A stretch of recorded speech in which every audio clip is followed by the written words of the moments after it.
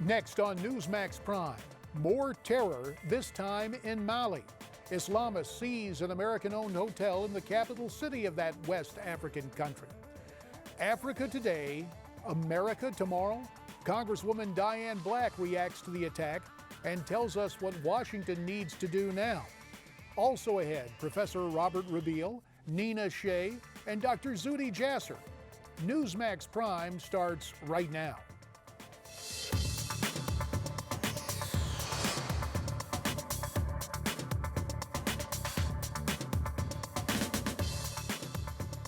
Good evening and welcome to the Friday edition of Newsmax Prime. I'm J.D. Hayworth. Of prime interest tonight, more terrorism, this time in Africa. Miranda Khan joins me here on the anchor desk with the details. Miranda, who is behind today's attack? JD, an al-Qaeda-affiliated group claimed responsibility for striking the Radisson Blu Hotel in Mali's capital city. And like so many other attacks, this one was swift, surprising, and deadly. The terrorists held 170 people hostage inside the luxury hotel, and it appears the attackers had their own form of a religion test. Some hostages were released after quoting the Quran. Others weren't so lucky. More than 20 people died during the siege, but all remaining hostages were eventually freed, including some Americans, thanks to the combined efforts of the U.S., UN, French troops, as well as Mali Special Forces.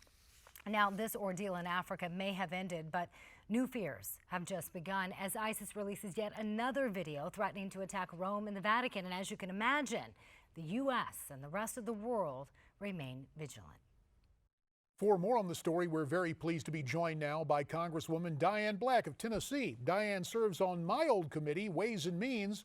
She also has a seat on the Budget Committee, and she joins us via telephone tonight on Newsmax Prime. Diane, we really appreciate your time. And with the news of today's attack in Mali, what should be our response here in the United States? Do we have to heighten Homeland Security additionally in the days ahead? Well, I think that we have to be certainly aware of what's going on around this country and make sure that what I believe by the Constitution is our number one role as congressmen, and that is to protect the American people. National security is the highest level of what our responsibilities are. We have a president who won't acknowledge what's going on around this world and how dangerous it is. We took action in Congress yesterday with the SAFE Act. We got a number of colleagues to vote with us on that. As a matter of fact, it was 47 of them that gave us a veto-proof majority. And so it's not a Democrat or Republican issue. This is an issue of concern for the American people, should be our highest issue that we deal with in Congress.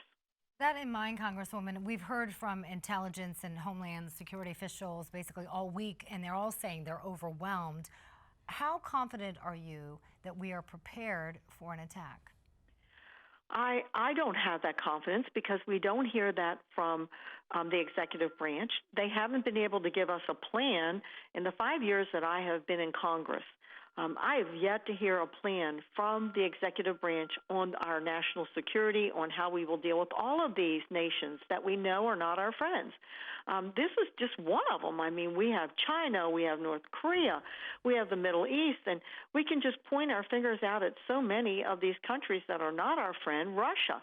And yet we don't have a solidified plan of how we will deal with all these dangerous enemies that we have all over this world.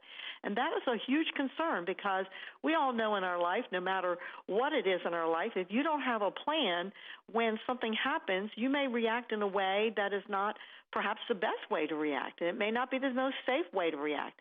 And that's my concern, is we don't have a plan for any of these dangerous situations. I'm waiting for this administration to give us a plan. Diane, you made mention of what happened on the House floor yesterday as you all passed the SAFE Act. You made mention of the number of Democrats who joined you to do this, and really this bill expands background checks on Iraqi and Syrian refugees. Now, a lot of us just think the funding ought to be cut off completely. The president says he's going to veto it.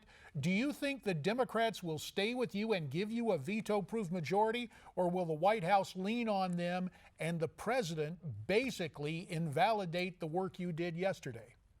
Well, I can tell you from my past experience, JD, that we see the Democrats will many times do what the president is asking them to do, even though I will hear them in my conversations with them behind closed doors express the concern that they don't necessarily feel that's the best way to go, but because this is their president.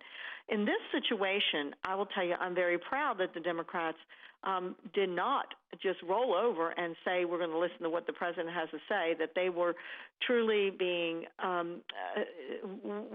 worried about their own district and their own votes to say they don't feel comfortable in not going with us in the SAFE Act and making sure that, as the president is indicating about bringing 10,000 Syrian refugees in this country, and by the way, calling them orphans and women, we know that's not all that's coming here. But I'm very proud that they defied the president, their own president. There was a meeting with some of the administration and the Democrat caucus or conference yesterday morning before we had this vote, and you still see that there were 47 of those Democrats who defied their own president. Now, will they stick on that in a veto? I don't know. I've guessed on things before and been wrong, so I don't want to guess again this time and be wrong. But I would say I'm at least very proud that they recognized the danger and defied what the president says is just an issue where orphans and women are coming into this country as refugees. But within the House Republican Conference, Diane, that majority of which you're a part,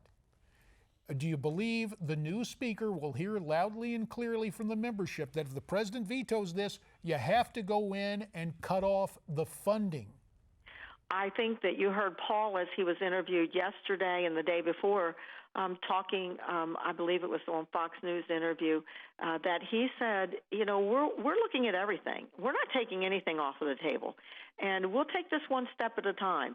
The president was backing down a little bit on that veto yesterday and saying maybe we could work together, and I think that there's a softening on his part on his veto, because he knows that he has a problem here. He has got 47 of his own party. He's got a Republican conference that's sticking together on this. So we'll see. But look, let's not take anything off the table, and let's, as you know, take this one step at a time and use whatever power that we have at the end of the day to make sure that we're keeping this country safe. Diane Black, we're going to take advantage of your time a little bit more. We want you to come back later in the program because you have an interesting personal experience involving air travel. And of course, you're in a position where you can make a difference as a federal legislator. So we will thank you right now for your time and ask you to come back a bit later in the program. Well, thank you so much for having me, and I look forward to discussing the other issue as well.